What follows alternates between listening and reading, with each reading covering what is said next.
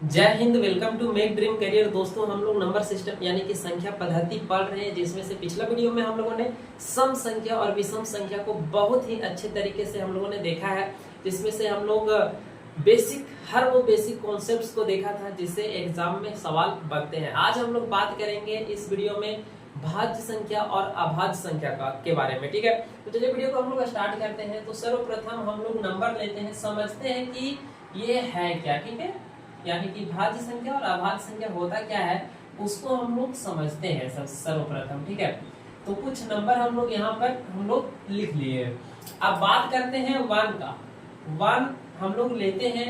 One जो है वो केवल एक ही संख्या वन से विभाजित होगा। ठीक है, केवल एक से ही भाग लगेगा, एक के अलावा किसी भी संख्या से पूरा पूरी ये नहीं कटेगा। ठीक है, अब हम लोग बात करते हैं दो का। तो दो जो है वो एक आपका वन से कट जाएगा और एक आपका दो से एक बार में कट जाएगा। ठीक है, वन से दो बार में कटेगा और दो से एक बार में कटेगा। अब हम लोग आगे देखते हैं थ्री को। तो तीन जो है वो एक से कटेगा और सिर्फ तीन से कटेगा। तीन जो है वो एक से कटेगा और तीन से कटेगा, इसके अलावा पूरा पूरी किसी भी दूसरी संख्या से नहीं कटेगा। उसके बाद चार का बात हम लोग करते हैं। तो चार जो है वो एक से कटेगा पूरा पूरी, दो से भी कटेगा पूरा पूरी और चार से भी कटेगा पूरा पूरी। ठीक है, उसके बाद पांच का हम लोग देखते हैं। पांच एक से कटता है और पांच पांच से कटता है। ठीक है, और आगे हम लोग देखते हैं छह। छह किस से कटेगा? एक से कटेगा 6 बार में, दो से कटेगा 3 बार में और तीन से कटेगा 2 बार में और 6 से कटेगा एक बार में। तो ये 6 की कहानी थी। 6 चार संख्याओं से कटता है, 1 से, 2 से, 3 से और 6 से। आगे हम लोग देखते हैं 7 का। तो 7 जो है वो 1 से कटेगा 7 बार में और 7 से कटेगा एक बार में, और वैसा कोई संख्या नहीं है। उसके बाद 8 से जो 8 का हम लोग देखते हैं।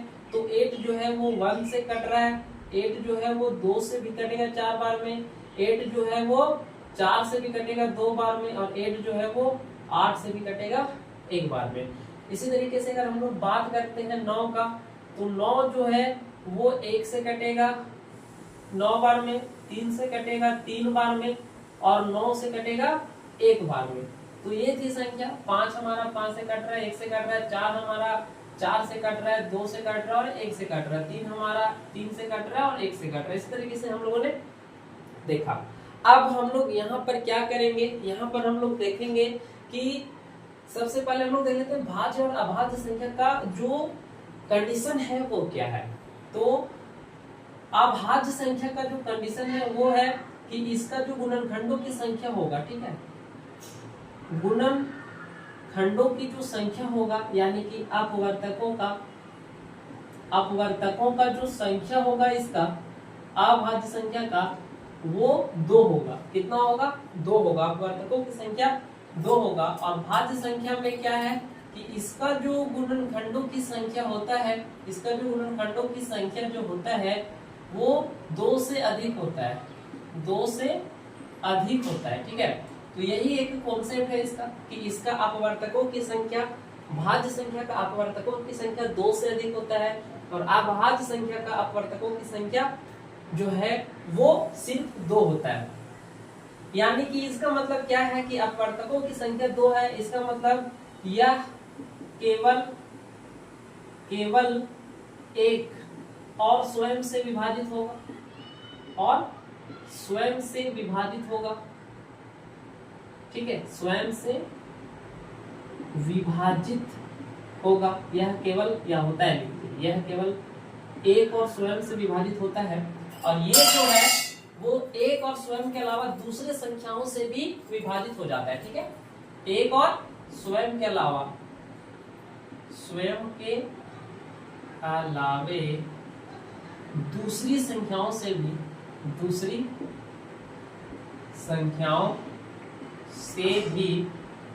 विभाजित हो जाते हैं। ठीक है, होती है। ठीक है, तो अभाज्य संख्या एक और स्वयं के अलावा किसी से भी विभाजित नहीं होगा और ये जो भाज्य संख्या है वो एक और स्वयं के अलावा दूसरे संख्याओं से भी विभाजित होती है।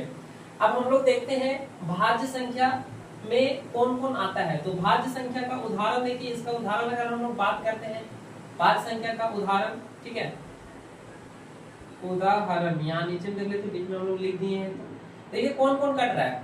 तो एक में इसका अपवर्तकों की संख्या 2 है और इसका अपवर्तकों की संख्या 2 से अधिक है, 2 से अधिक, तो इसका 1 है, तो ये कोई भी नहीं है, ठीक है।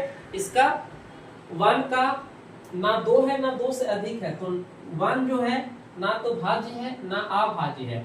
ये जो है 2, ये इसमें आ जाएगा, इसमें आ जाएगा 2, ठीक है। आपका 2 हमारा क्या है, अभाज्य संख्या, क्यों, क्योंकि इसमें अपवर्तकों की संख्या जो है वो 2 है। 3 का बात करते हैं तो 3 में भी 2 है, 1 और 1 2, केवल 2 ही गुणनखंड है, तो 3 भी हमारा क्या है, हमारा अभाज्य संख्या है। उसके बाद बात करते हैं 4 का, तो 4 में 3 अपवर्तकों की संख्या कितनी, 1 2 3, गुणनखंडों की संख्या 3 है, तो 3 क्या हो जाएगा, हमारा भाज्य संख्या हो जाएगा। यहीं पर लिख देते हैं इसका, ठीक है, यहीं पर हम लोग लिख देते हैं। तो इसका पहला कौन आया। उसके बाद हम लोग देखते हैं 5 का, तो 5 में गुणनखंडों की संख्या 1 और 5 है, यानी कि 2 है, तो ये हमारा क्या हो जाएगा, अभाज्य संख्या हो जाएगा। उसके बाद देखिए 6 नंबर, 6 में 1 2 3 4, 6 संख्याओं, 6 जो है वो 4 अलग अलग संख्याओं से विभाजित हो जा रहा है, इसीलिए ये हमारा क्या हो जाएगा, भाज्य हो जाएगा। 7 को देखिए, इसका 2 संख्या से ही डिवाइड हो रहा है, तो ये हमारा यहाँ पर हो जाएगा अभाज्य। 8 में देखिए 1 से भी कटेगा, 2 से भी कटेगा, 3 4 से भी कटेगा और 8 से भी कटेगा, तो ये हमारा क्या हो जाएगा, भाज्य हो जाएगा। उसके बाद 9, 1 से भी कट रहा है, 3 से भी कट रहा है, 9 से भी कट रहा है, तो ये हमारा भाज्य हो जाएगा। ये है इसका कॉन्सेप्ट दोस्तों। बढ़ेंगे, चलिए इसका हम लोग नोट्स देख लेते हैं। तो देखिए अब नोट्स में हम लोग लिखते हैं भाज्य संख्या का। तो परिभाषा हमने पहले बताया कि वैसी संख्या जो एक और स्वयं के अलावा दूसरी संख्याओं से भी विभाजित हो जाती है भाज्य संख्या कहलाती है। तो ये हो गया इसका उदाहरण में हम लोगों ने प्रीवियस का सेशन में ही देख लिया था, 4 6 8 9 10, ठीक है। इसमें भाज्य संख्याओं का जो अपवर्तकों की संख्या होता है, गुणनखंडों का संख्या होता है, वो मोर देन 2 होता है, यानी कि 2 से अधिक होता है, ठीक है। अब सबसे छोटी भाज्य संख्या का बात करें तो वो 4 होता है। सबसे छोटी भाज्य संख्या कितना है, 4 है। और सबसे छोटी विषम भाज्य संख्या, विषम जो 2 से ना कटे वैसा जो है वो हमारे कितना है, 9 है, ठीक है। भाज्य संख्याएं अपरिमित रूप से अनेक हो सकते हैं, अपरिमित रूप से अनेक हो सकते हैं, कितना बहुत सारा भी हो सकते हैं, ठीक है। सबसे छोटी वर्ग भाज्य संख्या जिसका वर्गमूल निकाला जा सकता है 4 है, 4 का वर्गमूल निकाला जा सकता है, तो सबसे छोटी वर्ग भाज्य संख्या बोल दिया जाए तो वो 4 है। सबसे छोटी घन भाज्य संख्या बोला जाए तो वो 8 है, ठीक है। एग्जाम में बोल सकता है कि सबसे छोटी घन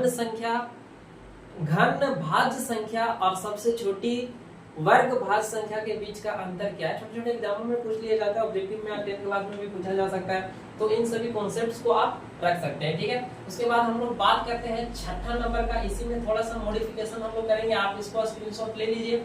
उसके बाद हम लोग इसको कर देंगे क्या, अभाज्य संख्या। ये हमारा छठा नंबर प्रकार हो जाएगा और ये हो जाएगा हमारा क्या, प्राइम नंबर। क्या हो जाएगा, प्राइम नंबर। तो वैसी संख्या है जो एक और स्वयं के अलावे किसी दूसरी संख्या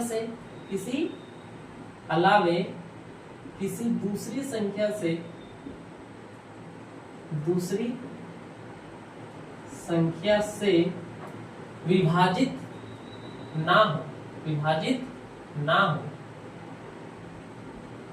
नहीं होती है, ठीक है, विभाजित नहीं होती है, कॉमा अभाज्य संख्या कहलाती है, ठीक है। उदाहरण की बात करें तो दूसरी संख्या से विभाजित नहीं होगा, कौन कौन नहीं होगा, तो देखिए सर्वप्रथम 2 हो जाता है, इसका अपवर्तकों की संख्या 2 होता है, उसके बाद 3 हो जाता है, उसके बाद 5 हो जाता है, फिर 7 हो जाता है, फिर 11 हो जाता है, इस तरह से चलते रहेगा, ठीक है। तो उसके बाद अब यहाँ पर देखिए अभाज्य संख्याओं का जो अपवर्तकों की संख्या होता है, अभाज्य संख्याओं का जो अपवर्तकों की संख्या होता है वो 2 होता है। कितना होता है, 2 होता है, ठीक है। अपवर्तकों की संख्या कितना, 2 होता है, इसको छोड़ा होगी, ये 2 होता है।